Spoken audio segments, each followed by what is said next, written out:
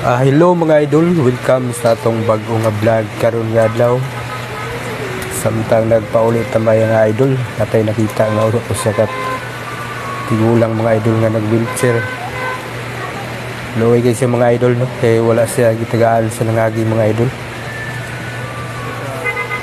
Sa init sa panahon, na siya sa agianan mga idol, nagpainit siya aron maglimos mga idol sa naibaagi ng mga tao.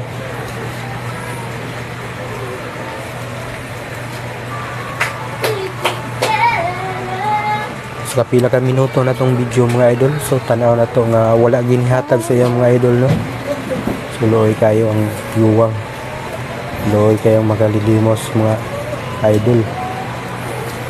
Ganun gani mga idol, kay natay 50 pesos mga idol. Pauwan ka?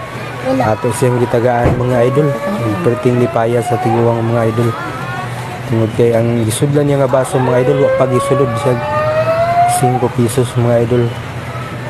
So, may gani kay natay nabilid nga 50 pesos ato ning gihatag sa iya mga idol. Luoy kay si tatay mga idol no, labay-labay ra mga tao, walay mohatag sa iya ha. Tanawan ninyo mga idol ang mga tao, igo ra bulabay. Dili gani mo hulog sa 5 pesos na lang o piso kung galing.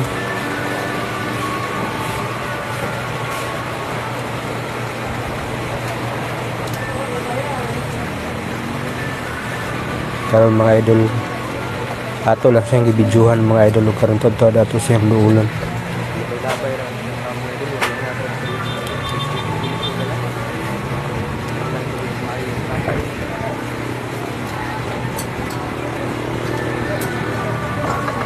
Luoy gid kayo sa kita ka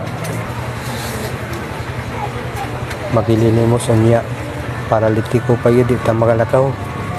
Ibig sa manginabuhi ta, dili ginato kaya.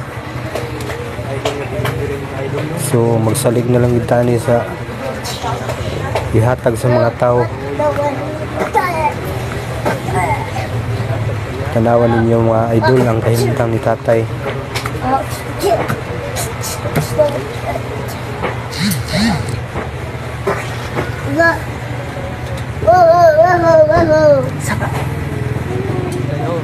Mga idol, ato siyang dulo mga idol. Asa mo ta dapat diri mo sakayan para mo tay.